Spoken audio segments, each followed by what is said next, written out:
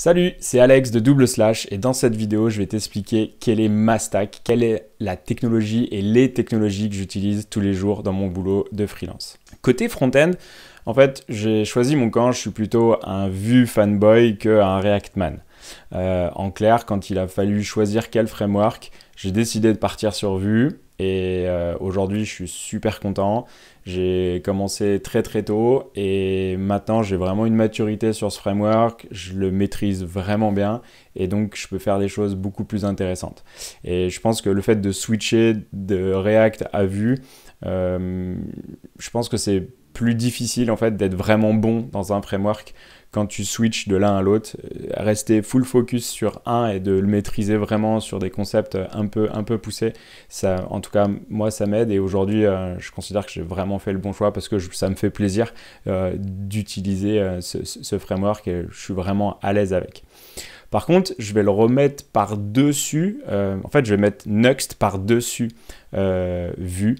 Parce que sur beaucoup d'applications, en fait, configurer un routeur, c'est assez chiant, ou gérer mon build avec Webpack ou des choses comme ça, c'est hyper compliqué. Et moi, dans mon boulot au quotidien, j'ai pas beaucoup envie de faire de la configuration. Et donc, l'approche de Nuxt avec la convention over configuration, moi, ça me plaît plutôt bien. Et je crée mon fichier Vue dans le répertoire Page. Il est automatiquement interprété en tant qu'une page et j'ai pas à me fader le routeur avec la déclaration des composants, tout ça. Donc cette architecture me va vraiment bien. Et en plus, il y a toute une librairie de modules qui sont qui nous permettent d'étendre les fonctionnalités de Nuxt et ça, je trouve ça super sympa. Côté design, je suis vraiment un adepte de Tailwind. Alors même si c'est limite une secte, c'est-à-dire il y a des gens qui sont fans, il y a des gens qui détestent. J'ai pris le temps d'essayer et moi ça correspond à ma méthode de faire et à mon workflow en fait. Et franchement, je regrette pas du tout. Côté back-end, j'ai eu la chance de travailler sur un projet GraphQL où en fait j'ai pas eu le choix. Quand je suis arrivé en tant que dev front, on m'a dit c'est du GraphQL. Donc j'ai dû m'adapter. Au départ, j'ai dit ça va être compliqué et tout. Et en fait, pas du tout. Très vite, on s'y fait très vite et on devient vraiment adepte. Parce que en tant que front-end, en fait, on récupère le pouvoir. J'appelle comme je veux, ce que je veux, comme je veux. Et ça, en fait, c'est vraiment puissant. On a même fait un petit épisode là-dessus, sur l'épisode GraphQL. Par contre, mettre du GraphQL tout seul et l'implémenter de A à Z, c'est un peu compliqué. Du coup, je vais utiliser une surcouche qui s'appelle Asura, où en fait, c'est un GraphQL engine et on va créer en fait automatiquement tous les résolveurs pour moi en venant analyser la base de données. Et ça, moi, je gagne un temps de ma boule sur l'implémentation d'un simple CRUD. Donc, pareil, en tant que freelance, je gagne du temps, donc c'est super pratique. Par contre, pour toute la business logic, je vais implémenter des fonctions as a service. Où là, je vais appeler mon envoi d'email, faire un calcul, ou envoyer un SMS, checker ou vérifier une information directement serverless. Par contre, quand j'ai besoin d'avoir un back-end un petit peu plus solide et un peu plus avec des gros calculs qui ne peuvent pas passer sur des fonctions as a service, là je vais utiliser Fastify qui pour moi est le digne successeur d'Express. Où dans Express tout est middleware, sous Fastify c'est une autre approche, tout est module, option en fait.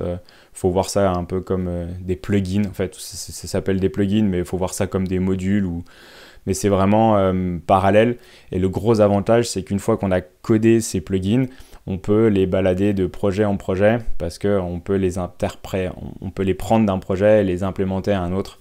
Une fois de plus, en tant que freelance, c'est super pratique de pouvoir réutiliser le travail qu'on a déjà fait. Côté CMS, parce que parfois je ne vais pas avoir besoin d'un gros back-end et je ne vais pas coder un CMS pour mon client. Je suis plutôt adepte de la Jamstack et de tout ça de côté headless. Du coup, je vais utiliser Forestry, qui est un CMS Git-based, donc qui est vraiment basé sur GitHub, où mon client en fait va générer des fichiers Markdown ou JSON.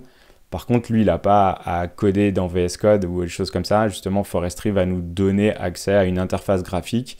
Et lui, il voit des champs, il remplit. Et ça va générer un fichier. Ces fichiers vont être interprétés au moment du build. Et voilà où c'est intéressant. Une autre manière de faire aussi, c'est d'utiliser Directus. Et là, c'est un CMS qui est un petit peu plus puissant et qui va m'amener beaucoup plus de souplesse. Côté DB, donc base de données, je suis un gros fan de Postgres. Postgres qui est la DB SQL relationnelle classique. Pour l'instant, j'ai jamais eu l'occasion de travailler sur des projets qui nécessitaient un usage de NoSQL. Et donc, Postgres va très très bien. Côté hosting, comme je suis assez feignant, je vais utiliser des systèmes type Netlify qui vont me permettre en fait de faire un git push et ça va automatiquement builder mon application et déployer mes fonctions as a service serverless. Pour hoster Asura, je vais utiliser nhost, qui est un provider qui va me donner un accès directement à l'ADB, à mon GraphQL Engine, mais aussi qui va gérer toute mon authentification avec les JWT et me donner accès à un storage pour pouvoir stocker des fichiers. L'avenir de ma stack, c'est passer de JS à TypeScript parce que je pense que ça amène beaucoup plus de flexibilité et de justesse dans mon code. Évidemment, je vais explorer beaucoup plus Nuxt 3 qui devient vraiment un framework full stack dans la mesure où on a accès à toute la partie serveur.